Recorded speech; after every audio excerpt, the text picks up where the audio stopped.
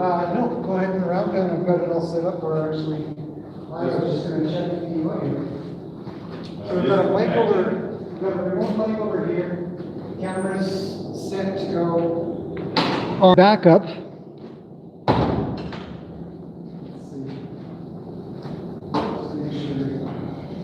Are they going to be able to see me close enough over here? Yep. I mean, This is what you look like. they'll be able to see my.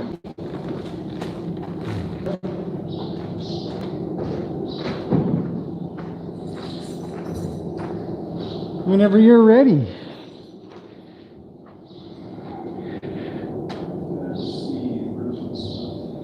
All right, I guess what I'll do, now I've already been able to see that the audio works. Yeah, no problem, take your time. So everybody should be able to hear me. We've got backups just in case. So if you guys are like, oh no, I missed it, don't worry. We will find a way to get something online. Sean's just going to get himself into his gear. My outfit. Still a little warm in here, right? Yep. So are there people on now? Yeah, I think we're already up to 15 or something. All right. Yep, because they've been waiting. Do I need to have the microphone on? No, you will have essentially a blue link on you. So it should be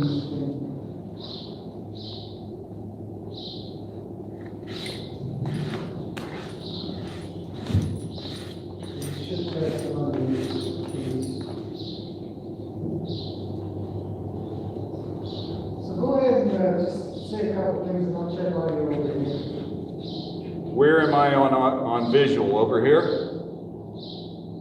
Your video is here, so audio's over there. Okay. Oh man, it sounds good. 1, 2, 1, 2. Am I there?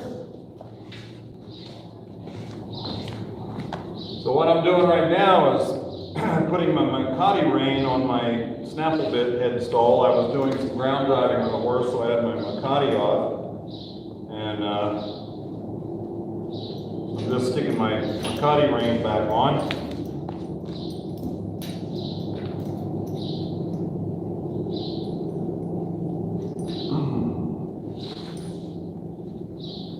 Okay. Let's see. I'll measure the range of him when I get on. Okay, we're gonna set video, set audio, set. All right. So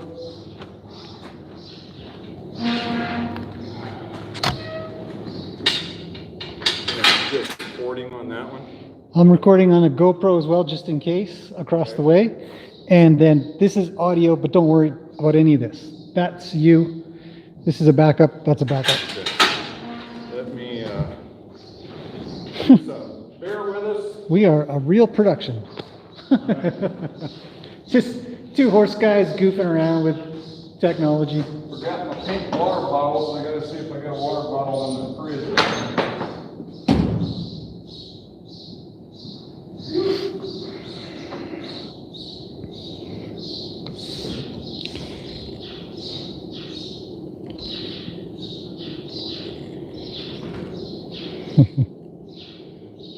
This horse is such a good horse.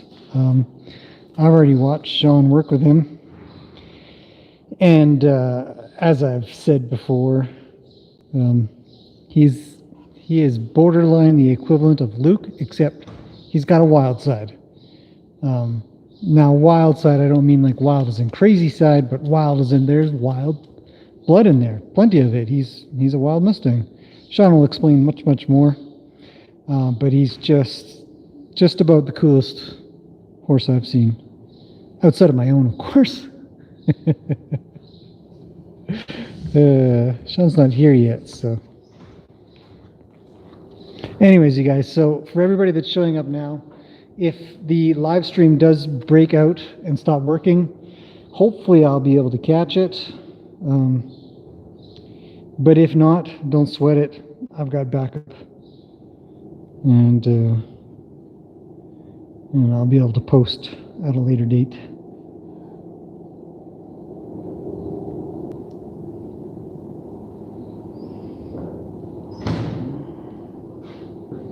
Oh yeah, David, thanks for taking care of the moderation of the chat. Last time I noticed that you kept on top of somebody that was coming in to just say weird stuff. We don't need any of that here. We are keeping it clean and on topic. So I really appreciate that. All right. Okay, got my water bottle. I'm all situated. So let's just talk about how loud do I need to be? Oh, talk like you normally do, which is usually pretty good clarity in voice. Now I gotta go wash my water bottle off because it is dropped in the dirt. We're almost there.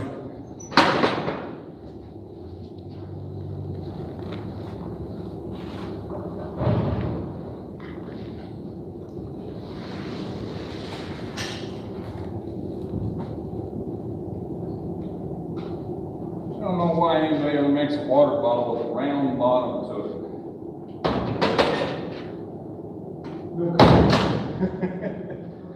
If you're ever going to make a water bottle, don't make one with a round bottom.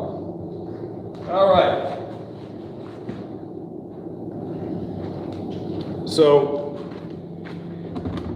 what we have here is my 2010 Extreme Mustang Makeover Gelding Taz. And as you see, he's not a real big guy. He's only about 14 hands, but he's nice and stocky. And when I got Taz in, he was a little wild little horse. But when I got through to him in a couple days and he started giving, he just fell into my hands. Now, it took a little bit, and he's not exactly what I would call typical, but it is something that I've had happen quite a bit, and once he gave, he really started giving. So, after I get past the taming process, the gentling process, then I go to work with my groundwork. So I'm going to just run through a few things. And I always start off on a halter. Now, when I'm gentling him, I have to be able to do what I call preparing the ground. Get him used to me, get him to where I can lead him from point A to point B before I can start the training process. So we got past that, and then we went to work with the foundational groundwork. Those are movements that each horse has to know how to do. Back up, move the shoulders or turn on the haunches, obtain things. So anybody who's watched my channel have seen these movements 100 times. But it's all on how your body language is, how your balance is.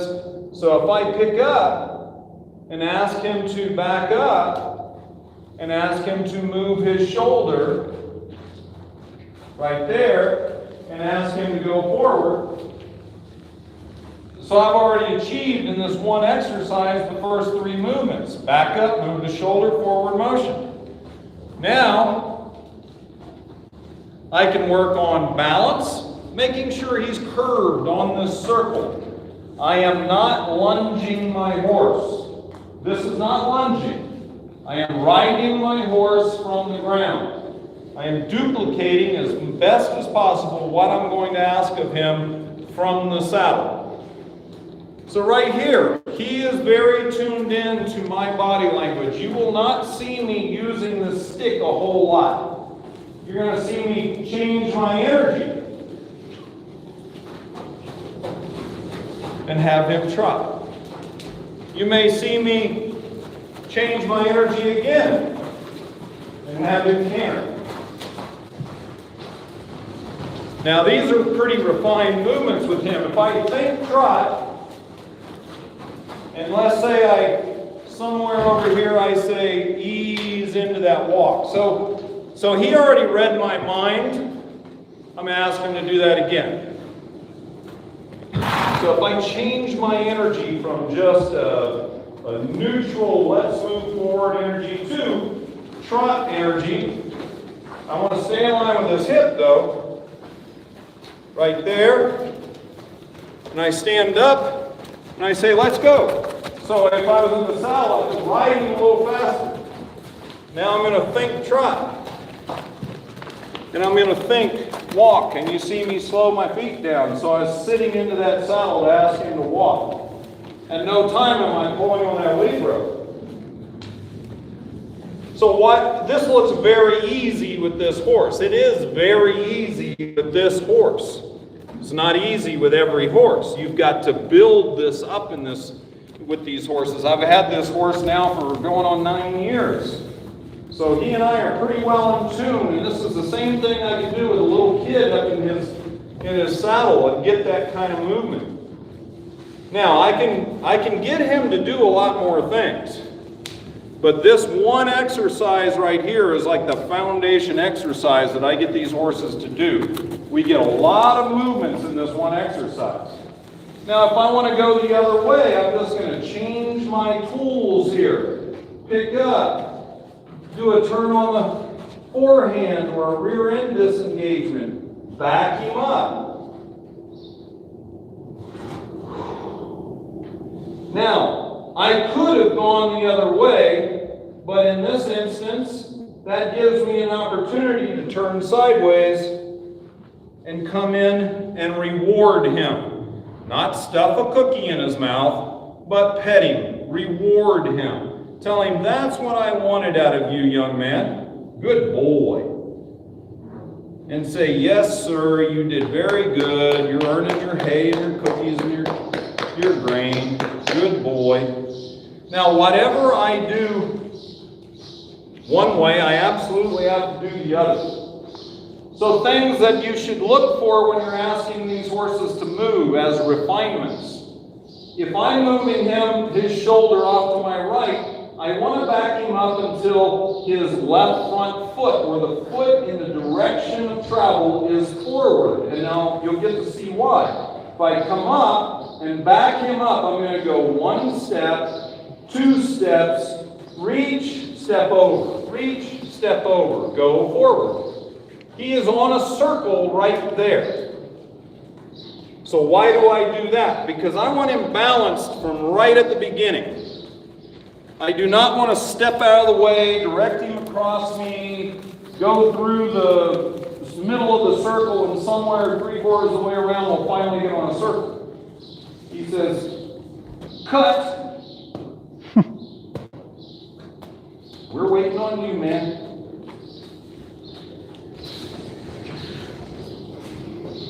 So you do not have to just rush them off into changes. You can get them balanced on the walk. You can see how slow you can get them to walk, how fast you can get them to walk. Or if I want to change and say stand up tall and can I get him to trot? If he's a little sluggish, give 1 kiss for a trot.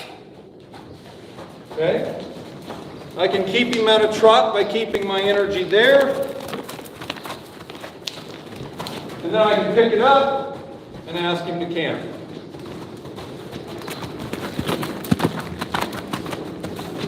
Good boy. Now I can think. And then I can think. Good boy. Now where are my eyes during this? My eyes are looking where he's traveling. On that circle. I'm not looking at him. I'm not looking off at the horizon. I'm looking where his feet are traveling, because from the saddle, I'm looking where his feet are traveling. And I'm also at this point giving him 1 eye. We talked about that. Any of you who were on the earlier broadcast, I'm giving him 1 eye. He sees 1 eye. Now, what if I were to stare at him? What's the first thing he's doing? He's going further out. He feels that energy pushing him out. Well, I don't want to do that. I want him connected to me, not feeling like I'm pushing him. So again, we can work through our transition. Stand up, 1 kiss for trot. 2 kisses for canter. That's if he's not paying attention to your body. Well, this horse pretty much pays attention to my body. Keep this stick quiet. I'm just letting my body flow with him. Walking at a good pace, staying in line with that hip. This position is what I call the position of perpetual motion. If I'm in this position, he should keep his forward motion, and I shouldn't have to flag him all the time. But if I change my energy of the core up and down, you're going to see this horse come up and down. Now, change my tools. Rope between my fingers, stick. Keep that stick right here. Pick up my rope. Move my stick. This finger, my middle finger, is the magic finger. That's all the power you need to bring that horse around. Good boy. Now you see me wiggle that rope. That rope is there to talk to that halter. That rope is there as a transference of my core energy. It's not the rope that does it, it's my energy that does it. How are we doing? Good deal. All right, so that one exercise, if you had to have one exercise in your toolbox, if somebody said, okay, you can pull one exercise to do with your horse forevermore, that's the one you want to be able to do because you get so much out of it. But there are many exercises to do if I want to get my horse soft laterally. I could back him up, move his shoulders. So right there you saw 2 movements from that other exercise that are the gateway to this exercise. I've got his nose to the rail, he's perpendicular to the fence. I'm going to pick up my energy, look over that horn or over his withers, and ask him to give me a leg heel. Now, I try to time my stick. I'm going to shake him up just a little bit. His butt was coming my way too much. Time my stick with his foot. Good boy. And just get him comfortable moving sideways. Back him up. Move his shoulder. I'm not moving my feet. I'm asking him to move his. These are all subtle things that have an effect on that horse. I'm going to push his eye right there, bring him up towards the railing. Push his eye. Wait right there. Bring him up to the railing. Push his eye. I need to get him in position first. Again, I'm not going to do the movement until he's in good position. Push his eye. See, he's going, oh my God, I'm on live television. Good boy. Pick up, get him in shape right there. 1, 2, 3, 4, 5. Relax. Stay in line, young man. Good boy. Good boy. He's going, I was eating out there, having a good old time with my dinner, and you came and got me and made me do this. That's fine. Good boy. Now, there's any number of exercises that I can do on this halter. So many of them have a translation right up to the saddle. We don't really have time to do 42 of them right now, or more. But we're going to do a couple. I can work on teaching my horse to do a good balanced rear end disengagement or turn on the forehand.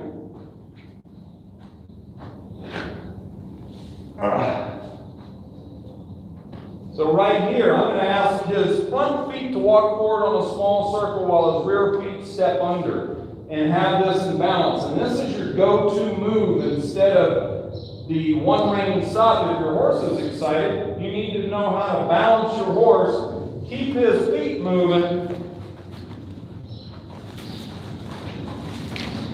to let him dissipate the anxiety without him getting overly excited and wanting to buck you off. You do the one rein stop a lot of times, and their brain will sizzle, and they're going, when you let go of them, they're going to come uncorked. This movement, you can feel when they get relaxed. Come here, Junior.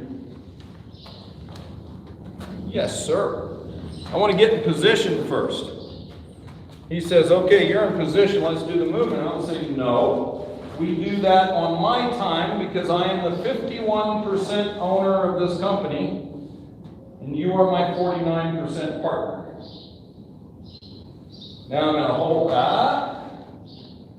I'm going to hold him up, ask that foot to step under, and you'll notice that I'm staying on a small circle right here in the center. And I'm going to show you that movement from the saddle. And then if I want to get really fancy, I bring him through and then do a turnaround. Good boy. So that's the second phase to that movement that you can add on later on. Good boy. Now, we could go on and on and on with all these different exercises, but there's any number of things that I have to lay into that horse to get them really nice and balanced and confident. We use obstacles and tarps and all that good stuff. You'll see he's not exactly too worried about my stick in my bag. Now, a lot of people ask me about the tools. Graham asked me about the tools. We had a long talk about getting a result. Okay, there's so many different ways to get a result. They aren't always the result that I am looking for. I have worked very hard to get a result and a refinement out of my tools to make me work the least hard or put the least amount of pressure on a horse that I can. So basically, what is this stick? It's a lightweight horseman stick. I used to get these little cheapy sticks. I like them because they're light. I change the handle. I remake the handle. And Target, for some weird reason, Target's plastic on their bags is better than most of the other bags. Why is that an issue? This is a visual aid and an energy aid. And I can go anywhere from picking that up to waving it to increasing the energy. And I can stop that energy at any time, where if you're spinning ropes or using a stick with a string, your string basically has one mode. Smack that ground or toss and land. I can ask that horse gently to move. Then I can ask it harder and more energy to move. So that's why I use this. And 90% of the time it's just holstered up next to me. I use a soft lead rope halter. This is yacht braid, double braided yacht braid rope. No snap, so I'm not beating the heck out of these horses' jawbones. So these are my tools that relay the energy that has to start with your body, start with your core. If you are a lump of coal and waving your arms and waving your lead rope, you'll find your horse is basically ignoring you. So you have to bring some life into things and not get overly exuberant, but you have to speak clearly. So we talk about those things. You know, Graham was trying to test me yesterday. He said, "Why if you didn't have your lead rope? Will he still move?" Well, yes, if my eyes and my body say go that way, he goes that way. Okay? My body can go right there. I can drop that stick. What if I said, "Hey, back up, move that way"? He's still going to move that way. I can turn and ask him to go forward. I can pick up, disengage him, back him up. I can turn and ask him to go that way. Can I get it done? Yes. Can I get it done? Can I move his hip with that rope? Yes. But I don't have the subtlety and the refinement that I like. So I've changed things. Like I said, I've worked with a lot of people out there that are popular, but I didn't pigeonhole myself in their programs. I took what I could, used what I could, and modified it to work for me and the horses that I work for. And work with, actually. So what happens when you're done with the halter? Well, let's see how our communication process is without the halter. So once you have a little bit of control and communication with your lead rope and your halter, then the time is to really test yourself and see if you have that same communication in the round pen. Can I get him to back up? Yes. Can I get him to move his shoulder, push his eye? Yes. Can I get him to go off to my left by looking where I want him to go? Yes. So we've got that communication. Good boy. Now what are your principles? What's the first principles you want to think about in the round pen? What are your goals? What are you looking for? Number one in the round pen is choose a direction. You got two choices, left or right. I chose left for this time. Sometimes I choose right first. So once he's going in your direction, as long as he's going in that direction, if he took off bolting off right now, I would not care, as long as he was going in my direction. For the first, it can be 5 times, 10 times, 20 times around. Now you might see him pick up a little canter there. He says, I want to stretch my legs. And that's perfectly fine, because he's going in my direction, and I'm not going to nag him and micromanage him right now, because he's going in my direction. He's doing everything I ask him to do, because I'm only asking him to go left. And then he said, okay, well, I got my legs stretched, now I'm going to come back down. So what if he kept going? I can make it my idea and say, no, go forward faster. But I'm going to now ask him to transition on my time. I'm going to stand up taller. I'm going to give him a little kiss. I'm going to try to keep him regulated at that trot for one time around. Okay? Good. Now, watch. I'm going to pick up my energy.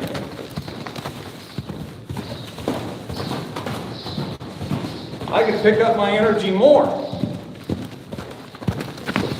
Now I have to exaggerate my body energy to get him going a little faster, but I can do that from the saddle just as well. Now I'm going to slow down, but stay in position. And I brought him down to a trot. Now I'm going to think walk and lower my energy right through the soles of my feet and get him to transition to that walk. Now, I am going to switch my stick. And I'm going to make it my rein from the saddle. I'm going to lift my rein, pick up his shoulder, put my leg against his flank, and then I'm going to ask him to come off. And I'm going to turn and relax and let him contemplate life. And he contemplated life and he said, I would rather be over there with you. And at that point, I'm going to reward the side of the body that I was working. So I'm going to come in and reward this side and say, good boy. And pet him, because this was the brain that was learning. This was the brain that was working. So I reward that brain. And he goes, when do I get grain? When do I get a break? You guys are wearing me out. I'm a little wild horse. Good boy. Now I'm going to step around here, bring his head over my arm, and pivot and look off. And you'll see he'll move off. Why? Because my body language said, move off that way. Now I'm pretty quiet about my body until I want to change. I'm just steadily walking forward. I've got a straight line between the center of the round pen through my body to his hip. And I have to regulate my foot speed on a varied circles to stay in line with him. So then I'm going to stand up tall. And he said, whoa, that was too much. You scared me. I went off. He goes, okay, I got you. So now he's going off to the right, but he chose to kind of get busy and go. And I said, okay, you're still going my direction. But here in a second, I will make it my idea. And I'm going to ask him to come down.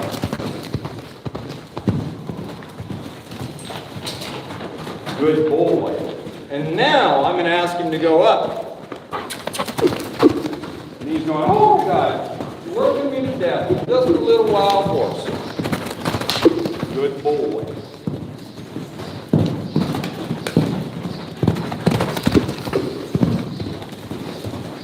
I want him to stretch his legs. I want him to warm up and get his head in the game. And I talk about that with a lot of my students. I ask the ones that were athletes, were you an athlete in school?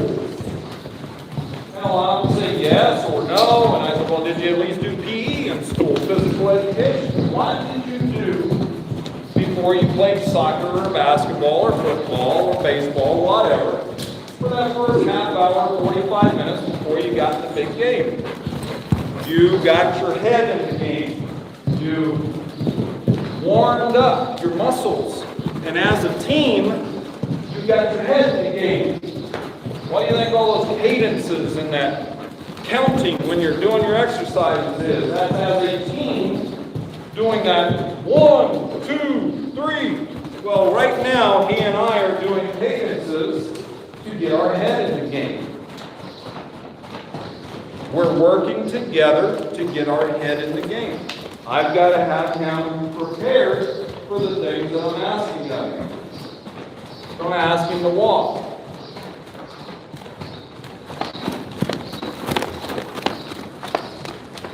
He says, man, that's a lot of work. He says, I was pretty excited. Good boy. Took him a little longer. Let's see if I can get that a little better. I'm going to stand up and look forward, and there's his trunk. I'm going to say, don't do it. Don't canter off. I didn't ask you to canter off. When I feel him just right, I'm going to ask him to walk.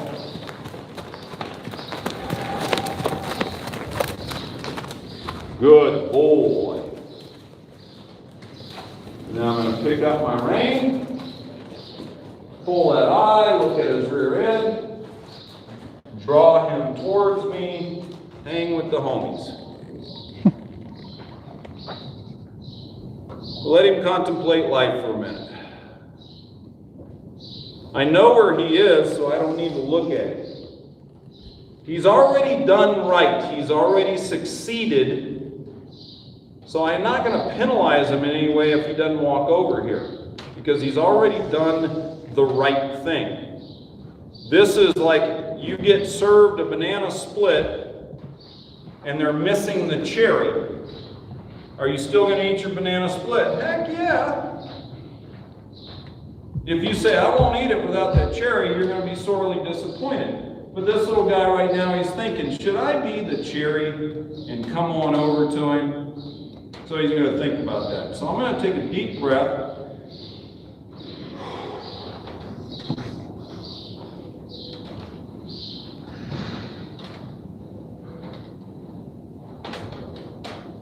We're going to have dead air.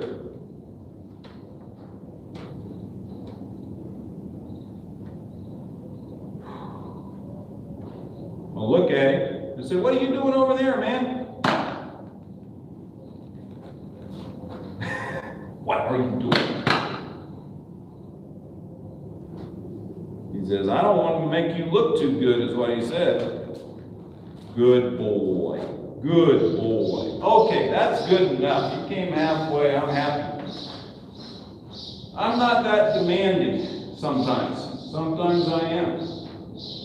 Good boy. So that right there between the halter work and the round pin work could be a basic warm-up. 20 minutes, you got your horse's head in the game. It's a basic warm-up. Now, the question is, how does all that translate up to the saddle? Because the same energy that I use from the saddle or from the ground is what I put up into the saddle. Now, you go, well, how does that work? Where I look has an enormous amount of importance, both on the ground and from that saddle.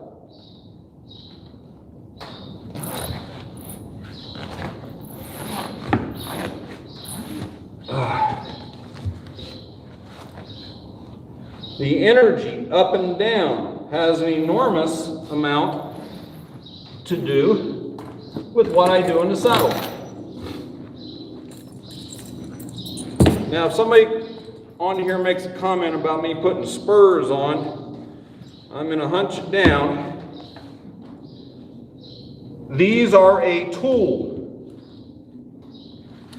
I actually use less force by touching them with the side of my spur tip than I do bumping him with my leg. They are a tool, no different than any other tool. They can be highly abused or they can be perfectly used. Now my spurs have they're duller than butter. They're just a little round growl with no sharpness to them, and the difference is between if my leg was pushing my animal that's an into pressure animal, they can push back. If I took my finger and pushed on that same animal, they'd move on. So that's what my spur is. It's just a finger. You're not going to see me hooking this horse or drawing blood. I've seen that, and it's horrible. So, but don't belittle all the tools that we have just because some people have said, oh, those are torturous, those are terrible. Again, it's whose hands the reins are on and whose feet the spurs are on. Right, Junior? I know. Need a little sip of water.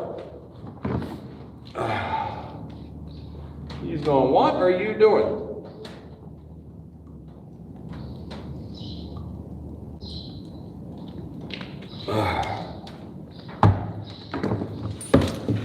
Okay, gummit. That round bottle makes me crazy.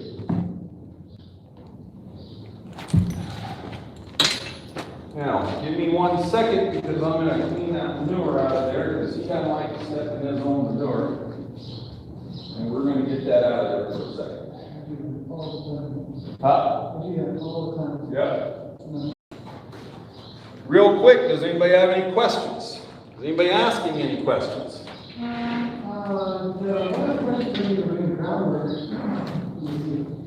You were doing your beginning groundwork where you were going along the side. The question was,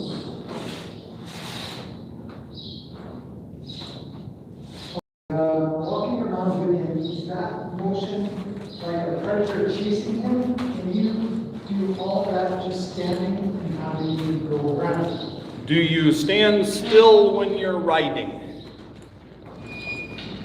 I have to be in motion with my horse to have that same effect of forward motion. What translation does standing still have to do with riding your horse? So that's my answer to that.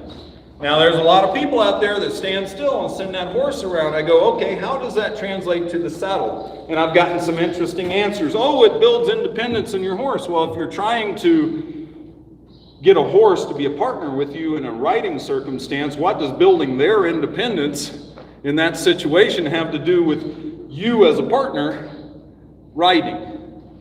So there's different frames of mind. I'm not saying I'm right, I'm just saying that's my thought on that. Yep. Now, it's more of a trick, isn't it? Huh? It's more of a bit of a trick. Like Yeah, look at me. I can get my horse to go around me. Yeah. Great. Now what? But for training purposes, to have them be able to be a better riding horse, or what we're working on with Mustangs, there's no real purpose to that. So, okay, here's a good example.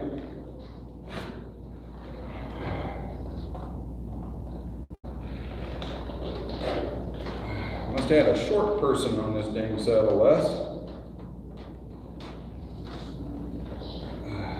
She says, thanks, makes a lot of sense. Good boy. Bear with me. We're not a highly organized production team here. He's right. As everybody's used to in my own live streams. Wait a second, I just got to restart my phone. Okay. All right, I almost forgot something, and if I don't do it, that's what I figured. That's what I figured. Since if I was by myself, I probably would sneak it. Yeah. But since I'm not by myself, I'm going to put on this brain bucket. What do you think of the thought process that people who put on helmets have more courage than they should? Well, that might be. Okay, so you got to see all this groundwork where I'm talking about energy, and the free round pin that I'm talking about energy, and how that translates to the saddle.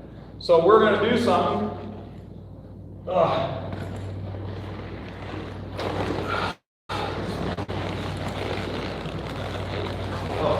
are you going, Junior? Where are you going? Come on.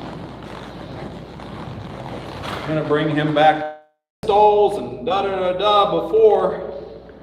And I was talking about your body and your legs being how you ride. So hopefully he doesn't get too rambunctious in here. I'm going to ask him to go. I'm also going to knock that stick over right there. Okay. And he says, I would like to come in, and I'm going to say, no, I'd like you to just walk at a nice little pace forward.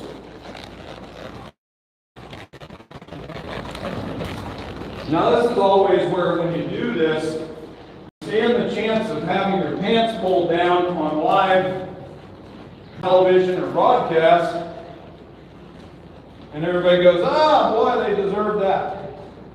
So let me look to the left. Let me ask him to turn left. Let me look right and ask him to turn to the right. Good boy. Let me ask him to get over to the rail. Good boy. Okay. Let me ask him to do a 180.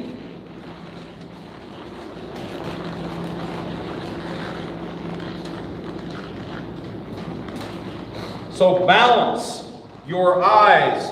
I'm looking out here where I'm going. Same thing I do on that lead rope. Same thing I do when I'm round pinning him. Okay? Let's bring up my energy just a little bit.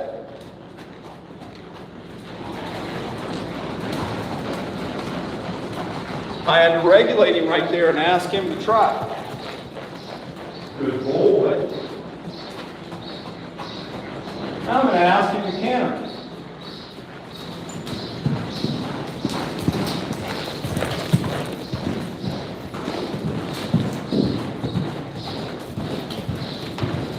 Now I'm going to ask him to try.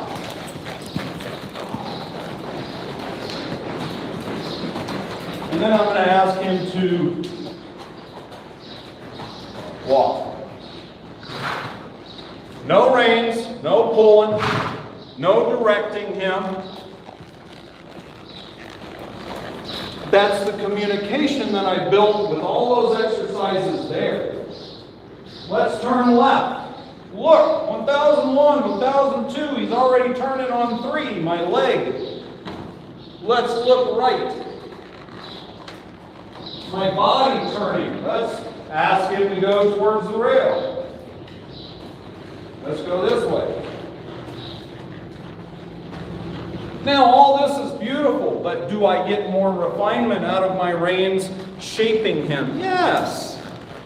But this is impressive. I can stand still and ask him to canter on.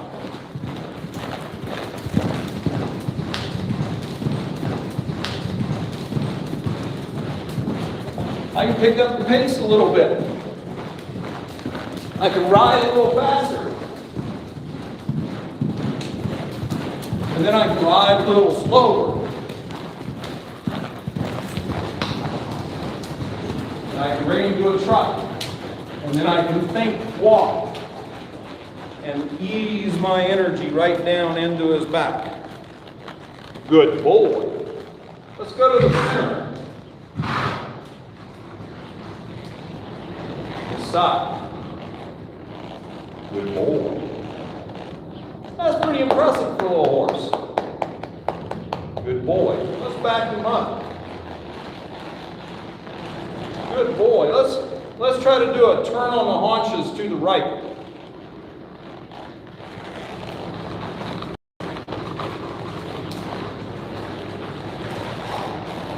Good boy. Let's try to do a turn on the haunches to the left.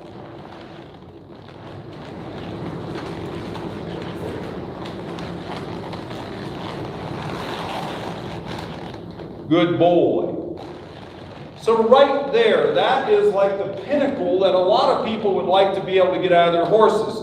9 years ago, this guy came off of the White Mountain HMA up in Wyoming. And he is as wild as they come. But now, he is one of my greatest partners. He's worth his weight in gold-pressed latinum, if you're a Star Trek fan. And he'll always be with me. There's no way that I could get a horse to this for the kids and the other beginning riders in the 9 years. It'd be another 9 years to get that mentality there. How long does it take? Well, he was like this maybe a year or two. And then he's just refined. So what's the difference if I put a head stall on? Good boy. He's going, are we done yet? So now I've got a D-ring snaffle. It's a simple D-ring. Good training tool.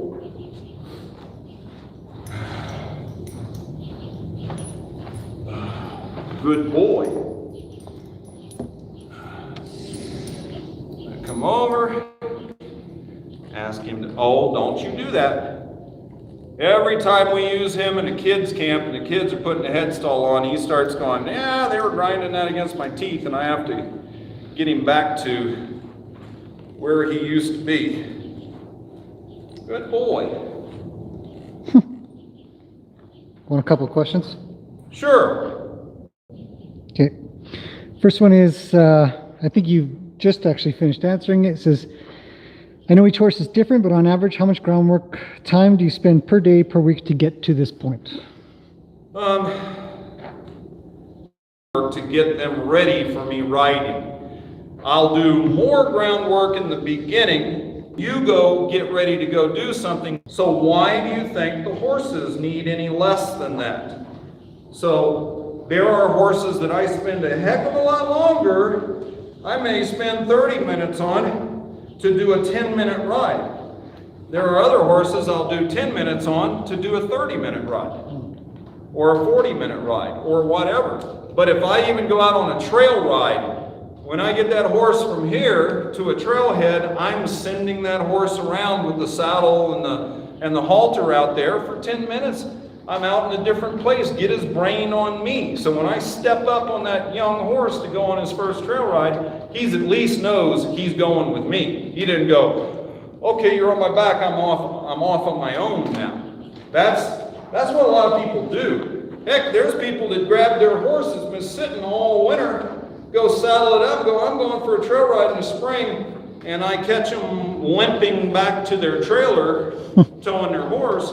Because I got there the same time they did, and I'm just heading out on the trail, and they're walking back because their horse went, "You're out of your mind. You didn't warm me up. You didn't get my head in the game." Now, so, can they still see me well enough through those bars? Yeah. Okay.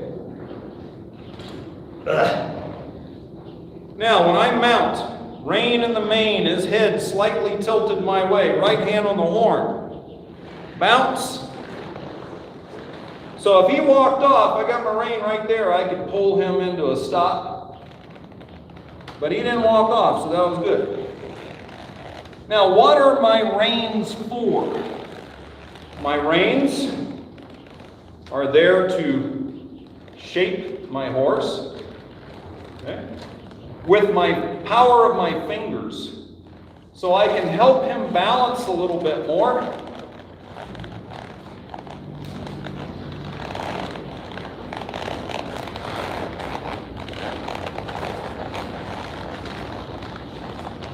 So these movements, what am I doing with my hands? I just balanced him, and I did all the movements with my seat, my body, my eyes. Good boy. Tighten up this get down string just a little bit. Okay, so when I'm on the ground and I pick up my rope to get ready to back up, that's prepare to move from the saddle. Prepare to move. You see him thinking. He just said, okay, now I'm going to back him up. I'm going to move his shoulder. That looks familiar, doesn't it? Because that's the first movement I do from the ground. Now I'm going to ask with my legs for him to not push with my hands. Good boy. Now I teach all my students to ride differently than Grandpa or Uncle Joe or anybody taught them how to do. Because when they were kids, Uncle Joe or Grandpa said, you just pull that rein and go that way. Well, he's not even balanced yet. If I pull that rein, his first step is going to be right there on that foot. All of his weight's on that inside shoulder, and he's dragging that hip around the turn. So my reins help me in this way. I can shape this horse. I see the outline of the inside eye. If I look across the arena, if I pick up that inside rein a little bit, there's my turn. The rear end drove the front end through the turn. If I close my fingers right there, open my fingers, shift his shoulder to the right with my inside leg, bring him around. So my hands really don't move a whole lot. My hands are only there to ask little slight. See, right now my body is doing the same thing I was doing when I was riding bridleless. If I teach my horses that the rein is there to talk to that lift. You see my finger working every time. My finger works to say, yep, you're doing right. You're balanced. My leg is saying go around. My eyes are saying go around. My body says turn that way. What if I open up and ride off? Good boy. Now, when I was riding in bridleless, I'm pretty much at mercy for his balance with me on his back. So he can stretch his head out in that little trot. If I work him to where I can bring his center of gravity up into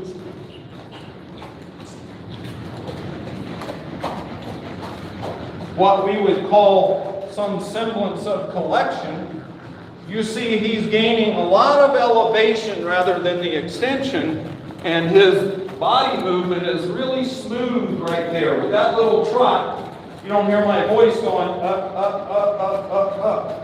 But you didn't hear that when I was riding in bridleless because I am in his rhythm. Yeah. So if I wanted to turn at the trot,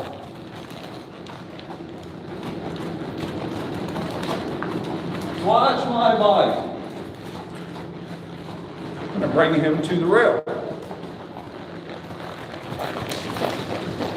wants to rush there, I'm going to pick him up and balance him, bump him with my legs and say, don't rush.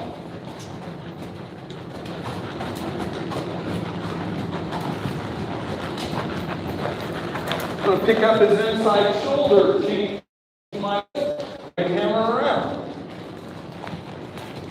And then I change his posture.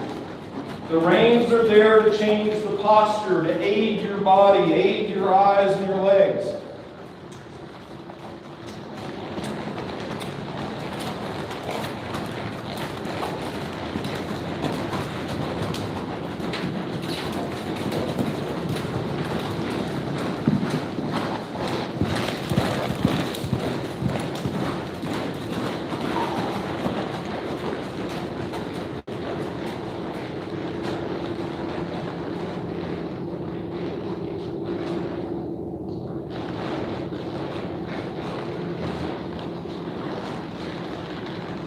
So all of these movements are duplications of what I do with groundwork. And that's not all the groundwork, but that's the most important stuff to start with. Can I ride this horse one-handed? Yeah, I can ride this horse one-handed. You don't have to have a curved bit and shanks to ride a horse one-handed, because I can ride him no-handed. And that's the importance of what I try to get across to people. We're not going to get this from your rough rescue horse at first.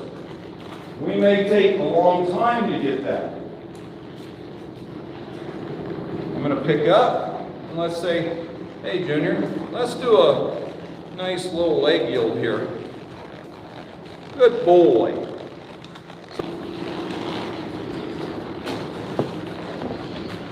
He can do a leg yield, get his hip over. Okay. He can do a turn on the haunches. He's the world's shortest dressage horse. Good boy. Pick him up. He's not the fastest spinner in the world. Yeah, that's pretty ugly. Now this horse gets ridden by little kids most of the time. Every now and then I get up on him and refresh him. But we have fun with the stuff that we do.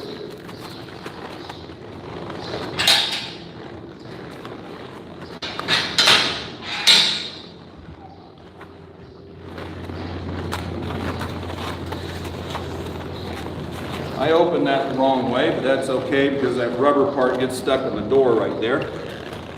Good boy. So I'm going to pop over here for a second. Okay, hang on.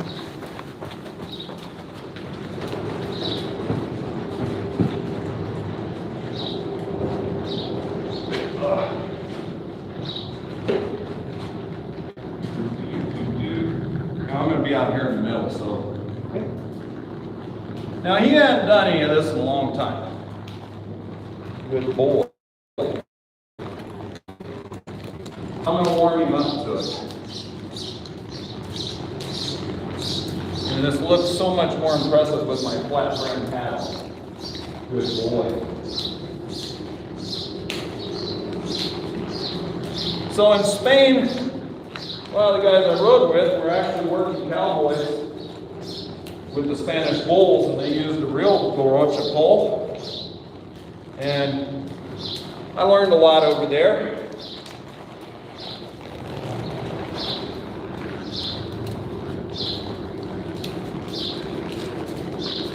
Now, my rein doesn't do anything more than shape my horse.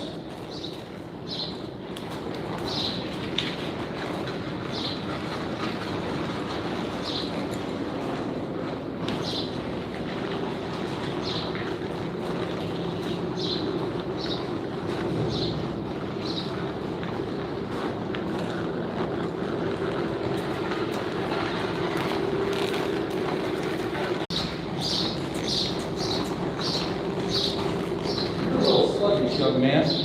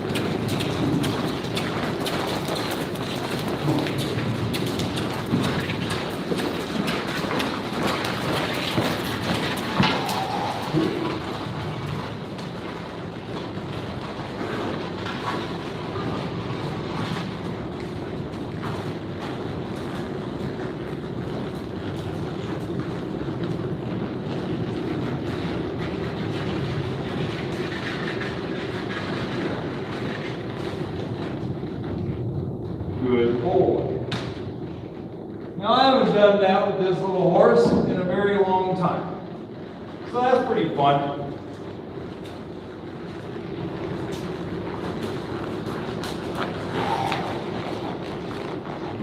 Good boy. Soft. Soft. So let's talk about reins. They can be extremely important. But if you're using more pressure than these fingers, so if I pick up that rein, so if I pick up that rein, a loose rein, I should be able to get hardly any pressure right there on the tip of that finger and let him go. Feed that rein, I'll shift my weight to help his bend. Bring him right there, let him go. If I want to walk around, do a bunch of loose rein turns. I pick up my rein here. I've fed most of my rein over there. I pick up. I look where I want to go and just touch that rein. Feed. Shift my weight. Pick up. Get some food because you're wearing it. And ask him to go around. Pick up and ask him to go around. Wow. Got something in your mouth? Yes, sir. What a hit. I'm tired and I'm hungry and I want to go. Hey. So I like a rope rein or a Makati rein. I use split reins sometimes.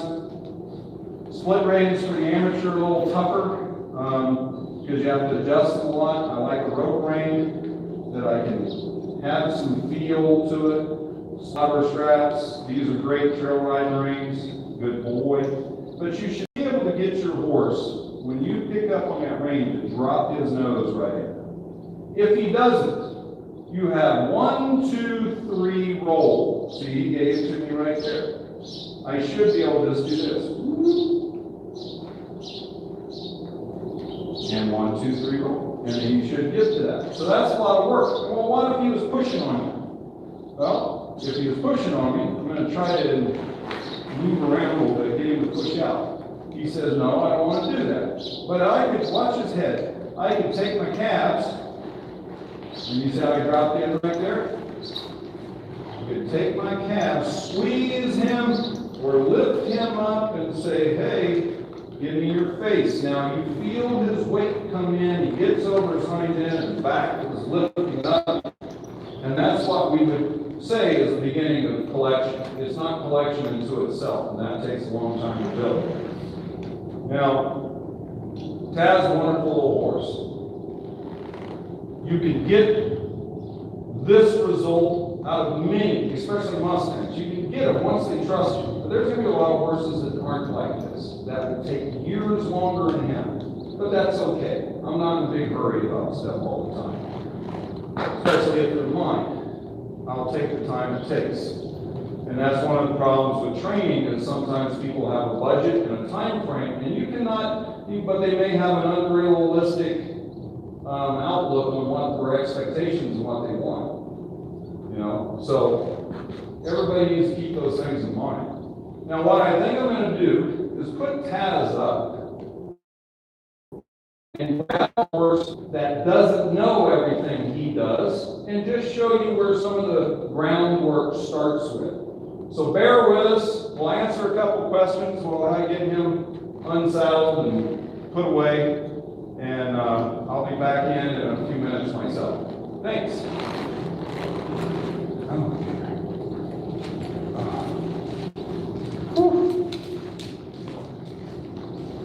He said, I'm going where you're going.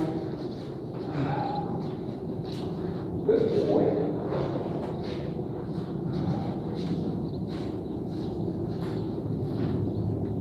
All right, any quick questions while I'm still in here? Yeah. There was a question when you were working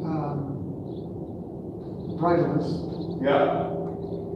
And the question was, were you using leg pressure or spur pressure to get him to turn?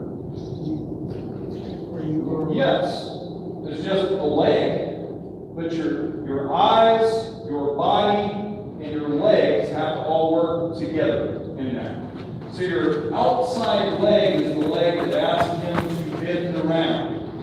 Your eyes and your body turning in that direction, your seat turning here, put your weight just on the outside of that spine, and all of that works together. So it's not any one individual thing. And that's the exact same thing that I talk about the reins. It is not the reins unto themselves that get you to get these horses to turn. It is a combination. Each thing should support the other. Right?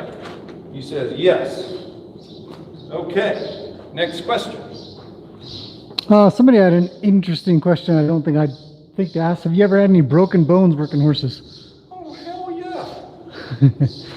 There's not a good horseman out there that hasn't had broken bones. I got a little finger right there that can't go any further than that. Caught down on a horn off a little wild horse who jumped when I was teaching her to close gates. And she just got a little worried the first time. She dropped down and popped over and kind of hopped up, and I caught my finger on the horn and thought I jammed it, put it in a splint. And when I got it out of the splint, it wouldn't bend. I realized, oh, it wasn't jammed. And I said, well, I guess I got a finger that I got to drink tea the rest of my life like this. And God, how many more bones? I've had hematomas galore, getting kicked in the leg, and all kinds of things. You know, there are going to be injuries. I've had my forehead split open. Hence getting yelled at if I don't wear a helmet. So there's a lot of things that's going to happen to you. Big toes that won't have normal toenails from getting stepped on.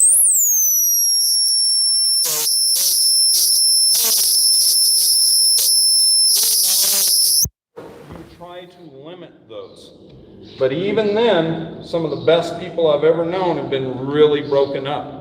We had a real good trainer here. We were just talking about it at dinner last night. We had a real good trainer here in Colorado. Out of the blue, a horse kicked him dead in the face. On the ground. He wasn't even riding. Just kicked him dead in the face. And, I mean, he's got to get complete facial reconstruction. This guy was a really good hand with horses. But you never know what's going to happen. So you can slip up and be out of position one day. Graham got a little taste of that yesterday. We were working with Hunter, this other Mustang I've got here, and old Hunter got a little worried about Graham being a little bit behind him with the fork picking up some manure, and Hunter was kind of kicking at his tail, but his foot was about that far away from him. He felt the wind. So I say, be a little more aware of where you are around these horses. Good boy. Good boy. How long is the pole that you're using? That one,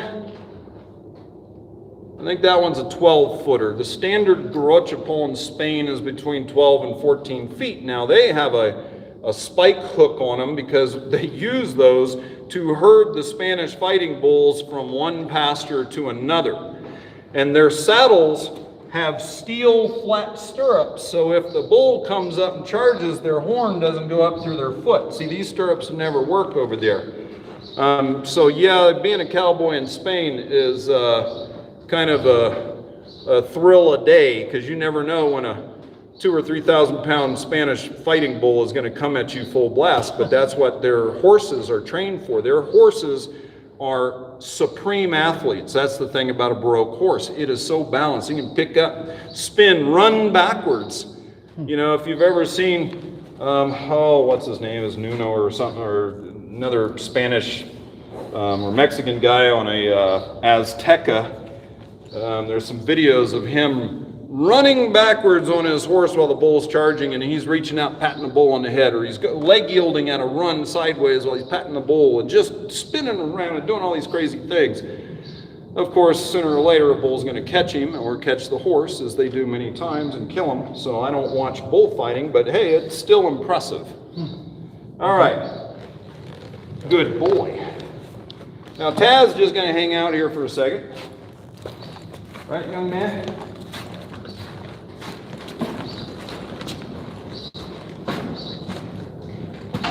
He says, I'm going to be a star for a minute.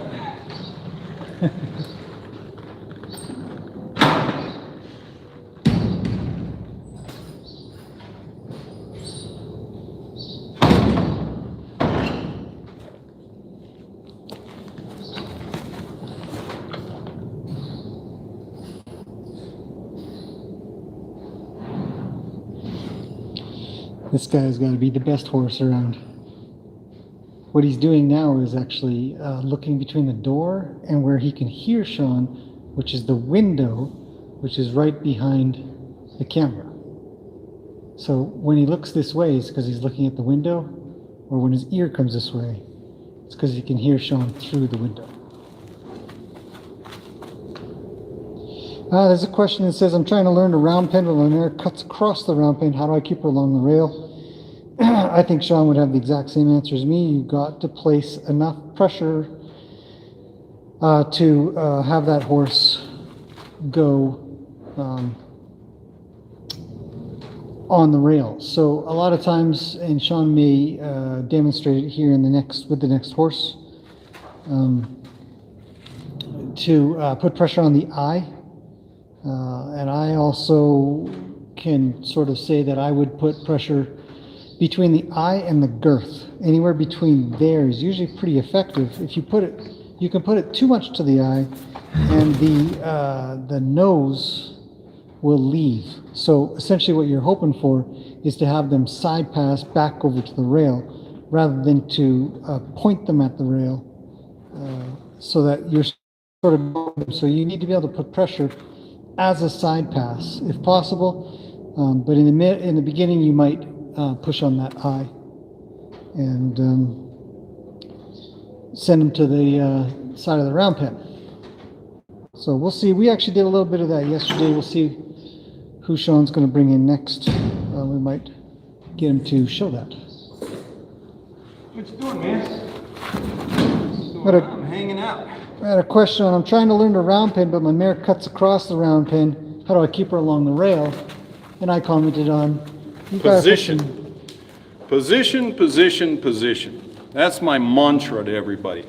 If you're in the proper position, number one, you have to look forward where you want that horse to go. You have that stick and bag. If she starts to turn in, point at her shoulder, look at her, she'll go back. Then you look forward and ask her to go forward, but you have to stay in that line between her hip, your body, and the center of the round pen. Don't stand there with your feet, because she'll come off their rail and come towards you every time, because that's what a lot happens. People go, they're moving, and then they go, oh, their horse messed up. Well, now you stopped your feet. That's another reason why I don't stop my feet, because then the horse tends to want to come into you. So momentum, posture, energy, all have to do with properly round pinning that horse. So I'm going to get a horse in here that is not as good as Taz, is only barely getting past the gentling process where we've started the work. You're going to see a whole different thing, and it's not going to be as smooth and easy looking as this. So I'm going to put Mr. Taz up, brush him off real quick. I'm going to put him up and grab another horse. So Graham is going to sit here and sing to you for a minute and dance. There was a quick question on how'd you get him to stay when you left? Magic. That's what somebody else said. Okay, magic it is. I have my go-to answer for that.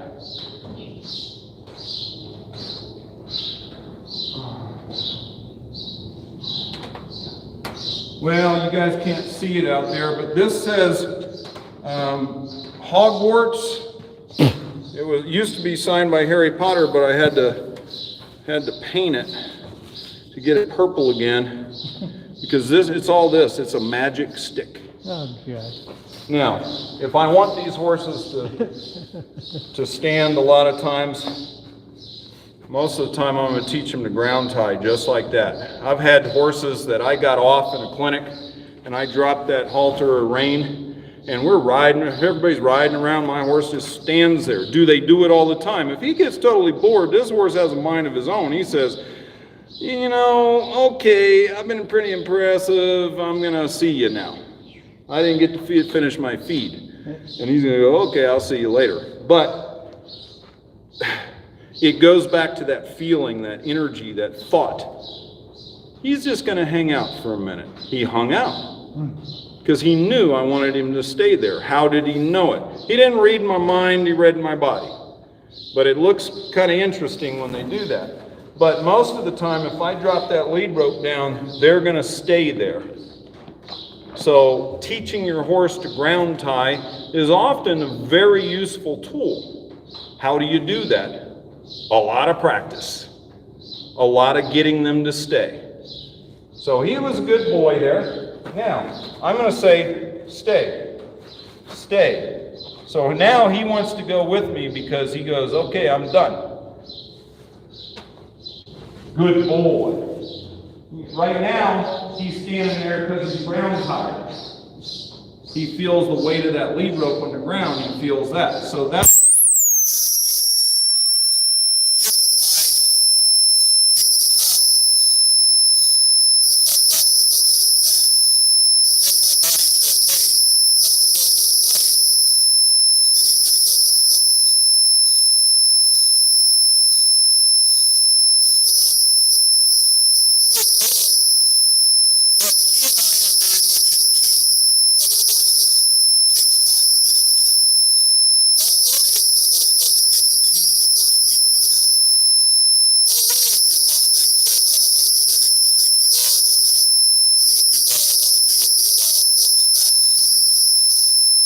Junior?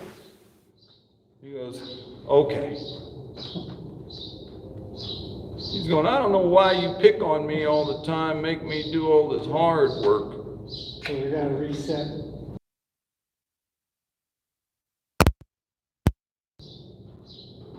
Okay, sorry about that.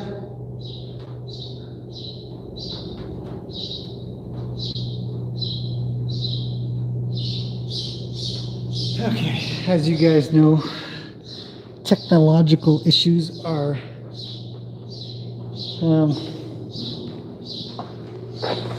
always a problem.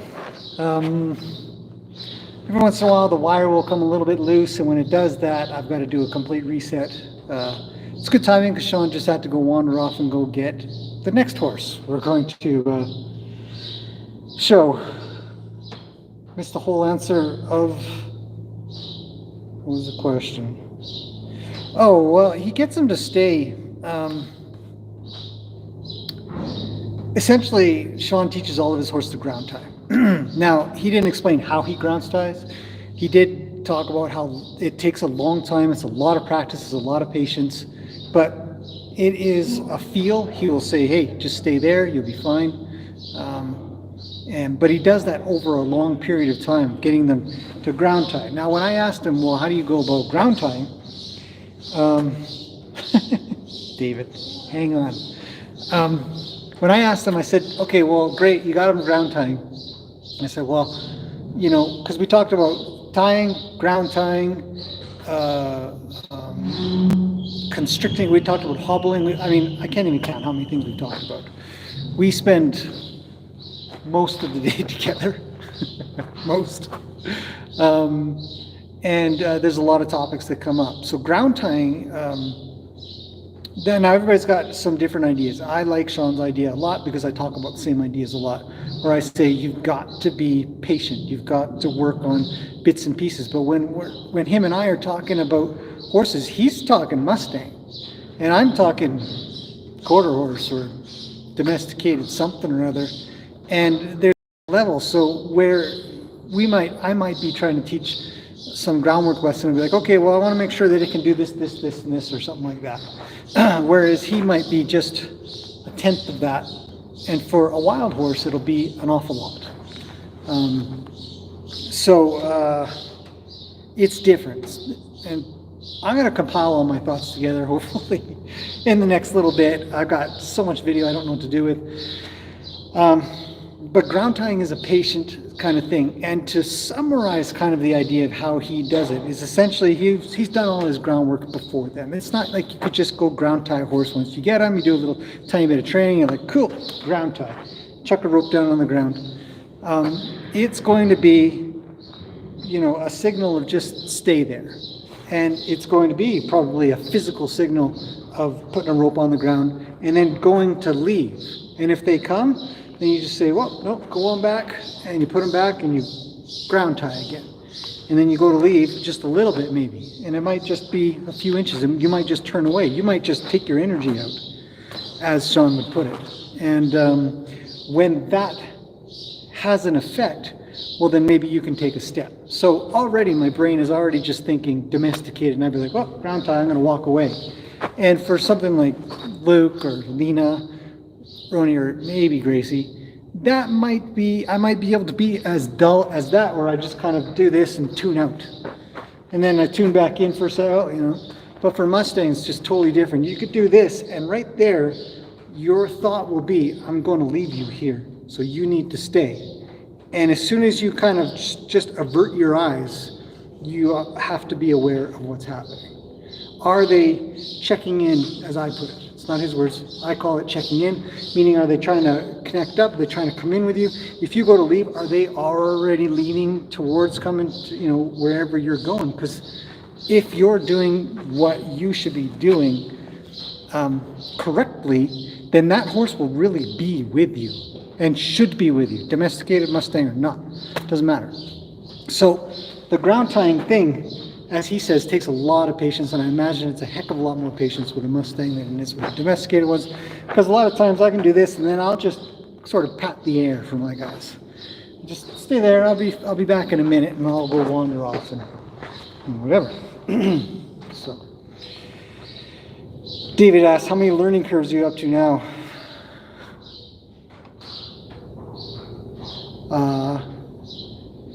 I don't know. It's a different world, which is exactly what I came for. I'm relearning a little bit of what it feels like to be a student, and not just a student, but a student who thought he knew something. And you come and you work with things, and you work with somebody who just lives and breathes these things, these wild, hypersensitive, on steroids animals. And it's different. It's the same but different. It is a totally different level. Sean's coming back, so I'll get out of the limelight.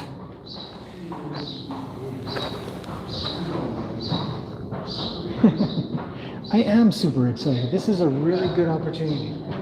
And in the beginning, I was a little bit, I don't know, but no regrets.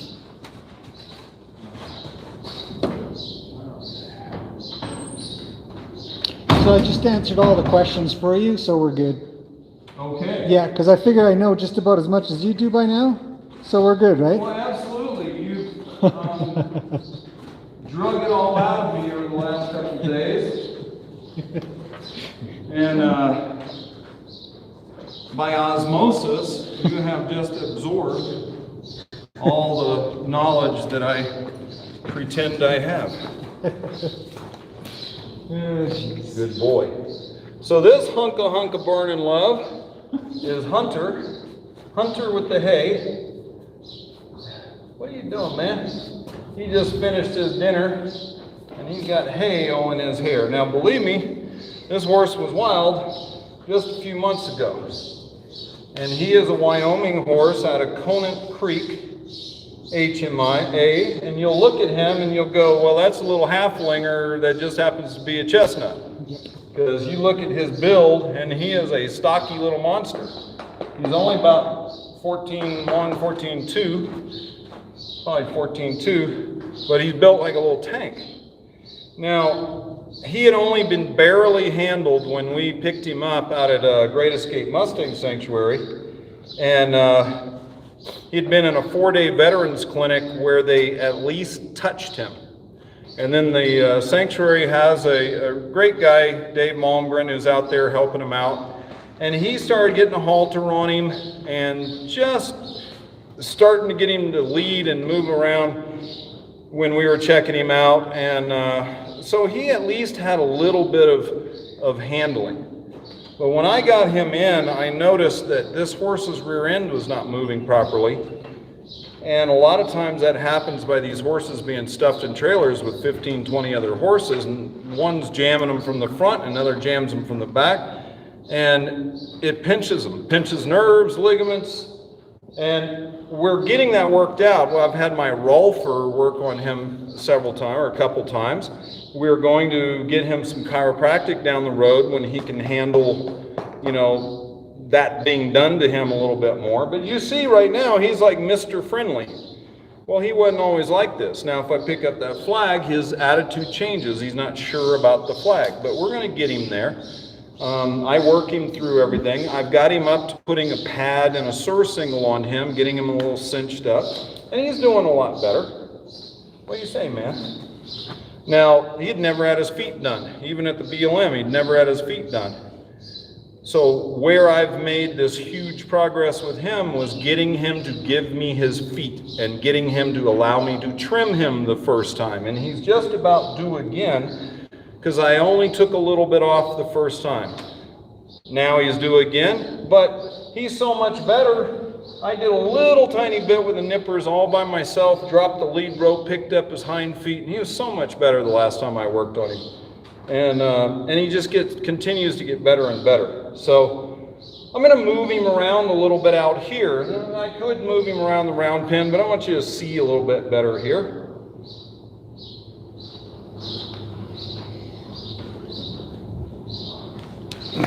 What the heck, man? Good boy. All right, put my bottle over here. He hasn't quite learned the fine art of ground tying yet. All right, Junior. Now,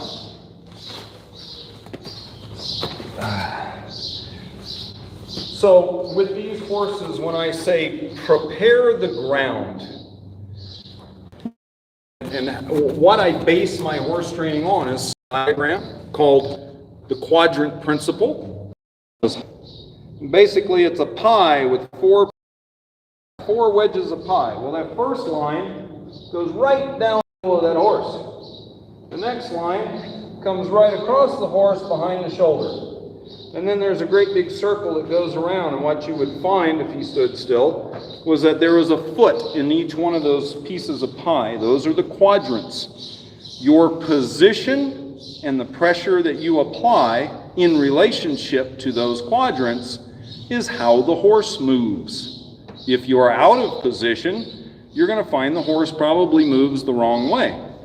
So my stick is instrumental in talking to those quadrants a little bit better. So let me get out here a little further. So if he gets excited, he can then take out the entire audience.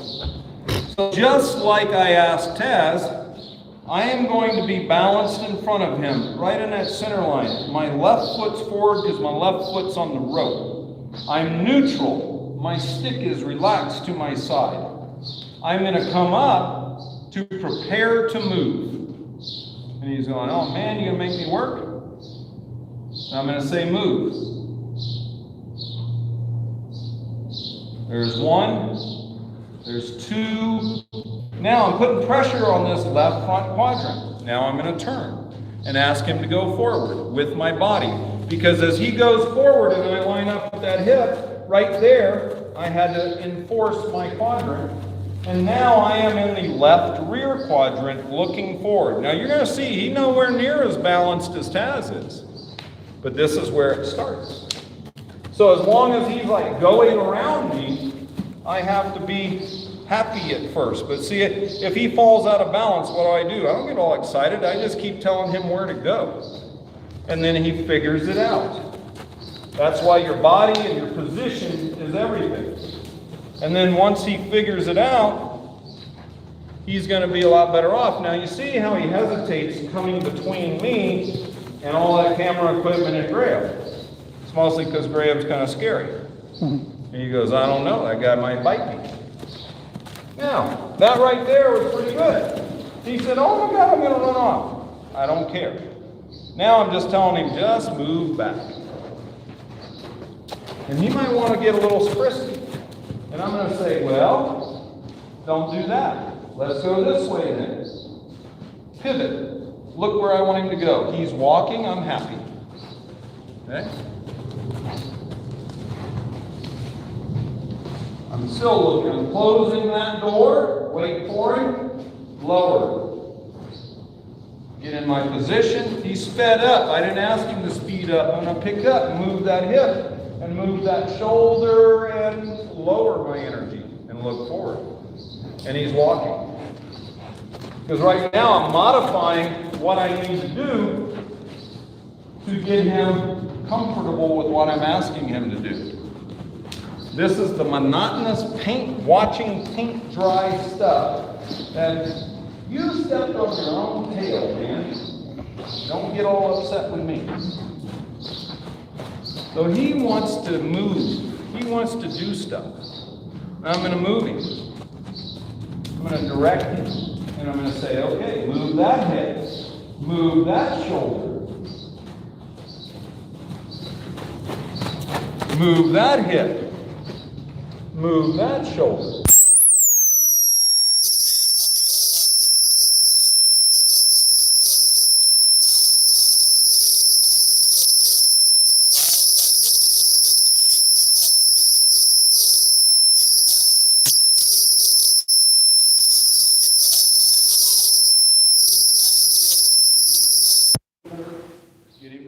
This way.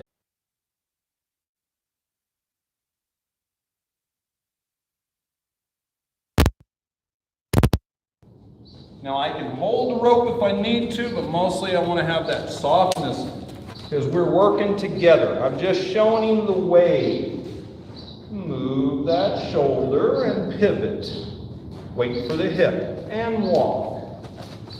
Good boy. Now I'm going to reward. Pick up, move that hip, back him up, stop. Drop my hat below his eyes. Come in. Let him smell my hand and pet him. So you see I work with him totally different than I work with Taz because this guy is at the beginning stages. He's getting better all the time. When I first tried getting moving, he's dragging me around in the round pen. I usually do this in the round pen. But I'm giving him the opportunity to succeed out here in the open arena. Because you guys don't have to look through bars. Right?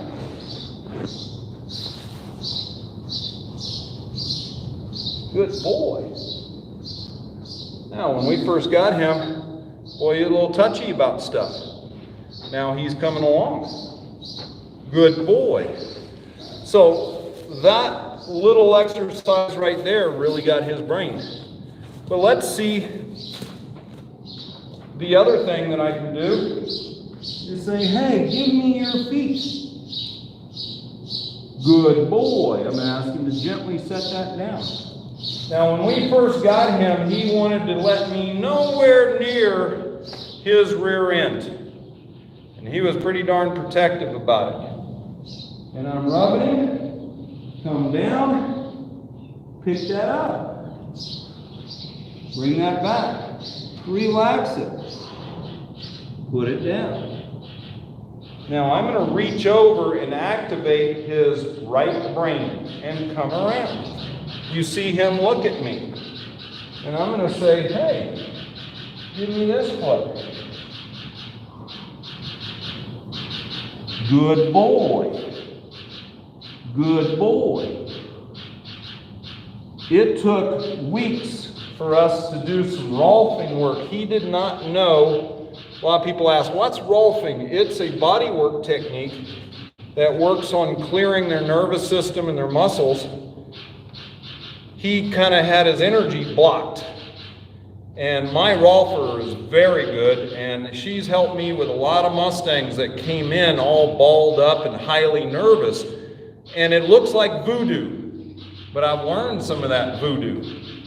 And it's almost magical. And sometimes it's nothing more than standing here working on slowing the heartbeat down and working on getting their breath to match yours and visualizing certain things. Well, I visualize all the time. Now, as an old horse guy back in the day, I would have said, this is hokey pokey. Because people I learned from said, hey, we just got 60 horses in, go see which ones can be ridden. And I was the crash test dummy. Well, I don't want to be a crash test dummy anymore. I want to help these horses a little bit more. I want to do right by them. And this guy's doing pretty darn good. But several months ago, he was a little bit of a basket case. Now, he's a super nice horse, and I predict that in his future, he's going to be a lot like Taz in his mentality. You can see he's pretty lovey already. He's kind of like, I love you, man. Right, young man? Good boy. Now, he can get excited. He can get excited. And right there is his nemesis. But I introduce that to him. Let's do it a different way. How do you introduce a bag to him? Well, I take the bag off the stick and ball it up real tight and let him smell my hand, let him rub my hand. Then I start opening up that bag and rubbing with it. I take it off the stick normally. I don't feel like doing that right now. And I rub him with it. And I get him a little used to it. And then I open it up more and say, hey, you know, that sound is a little weird. He goes, oh, I'm worried. But I'm still just rubbing him. Just saying, good boy. And there he relaxed. You just say, good boy. There you go. And then you progress to the stick. And you say, hey, I'm just rubbing you, man. Now, he'll get a little excited. But I want to stay as calm as I can. And just say, you're all right, young man.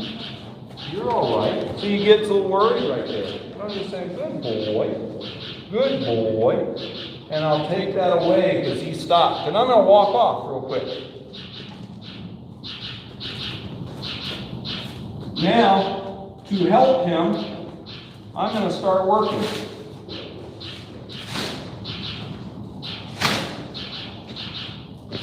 Now, my body language is very relaxed, just creating an energy that's going away from him. And you see that he's not jumping out of his skin because I'm going away from him.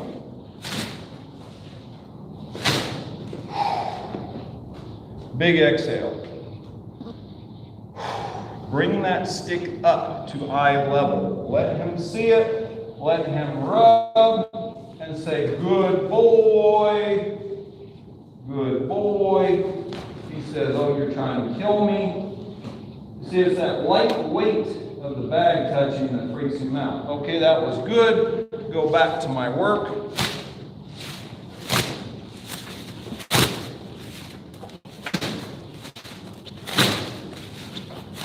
He's pretty relaxed. Good boy. Come in and pet him. And go back. See, this is progression. I'm not going to go through the whole thing, but you can see an idea of some of the other things that you do. Good boy. So you can use your flag. You can use your stick. Because if you can't use a tool, you don't avoid your tool. You get them to overcome it. Good boy. Bring it up. And he says, I don't like it on my right side. Because I really don't like it on my right side. And I said, you can like it on your right side because I'm just going to come in here and rub you. He says, okay, good boy. All right. I'm going to ask him some funky stuff. Hey, leg yield to me. Let's see if he can do it this way.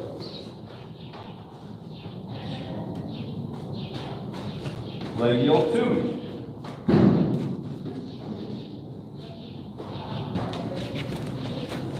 Good boy.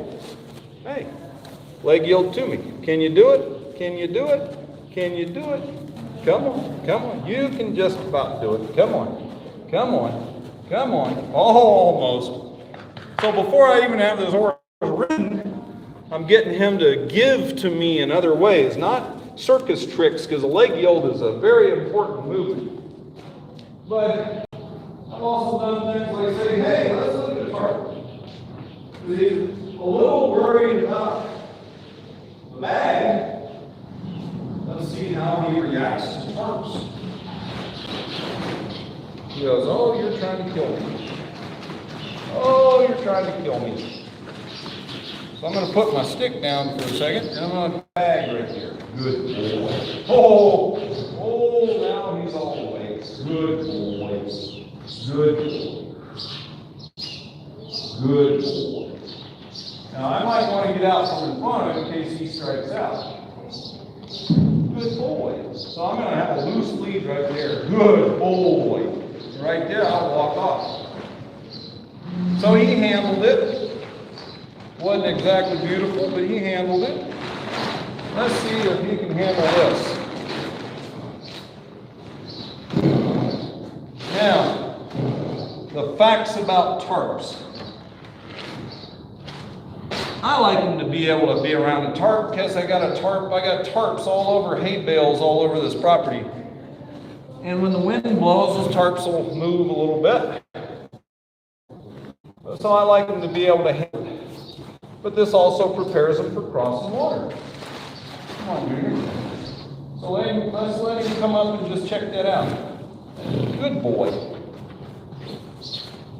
He might just pick it up and run around with it. Good boy. And if he wants to inspect it, let him inspect it. If you try to force him over this tarp, he will never go over the tarp. Good boy. Good boy. Their curiosity gets the most of them sometimes. Okay, Junior, come on. Good boy. Good boy. I'm going to throw my stick aside and say, good boy. Good boy. Come on. Does he trust me? Good boy. Yes. He said that reflective, never-ending hole, he trusted that I wouldn't let him fall in and die. So that was wonderful.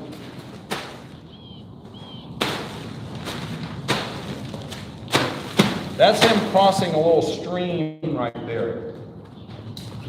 See, you can't see how deep that is because of the reflective quality. That's the same thing with water. Horses don't have depth perception, so they can't tell whether that stream you want to cross or that mud puddle is an inch deep or 14 feet deep. So that's why they're a little nervous at first. They're going to really trust you. So trust is an important thing. Always. Come on, buddy. And now he barely hesitates. So this is a good example of how I'm building this horse's trust in me. So the day that I go to get on him, the first thing he goes to is, you know, this guy's done a lot of stuff with me and he hasn't killed me yet. So there's a good chance I'll survive the first ride. If I survive the first one, then hopefully the second one's just as good. Good boy. Good boy. Now, he's gone over that thing 5 or 6 times. How many times do you do something? Don't do it until you fail. As people go, oh my God, look what I can do. They do it 13 times, and on the 14th time, the horse balks and quits and never wants to see that tarp again, because then everybody's got to force him over. He says, man, I'm hitting the road. I'm hitting the road. Yeah.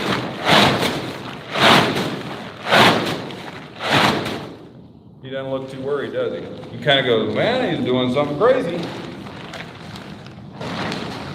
All right.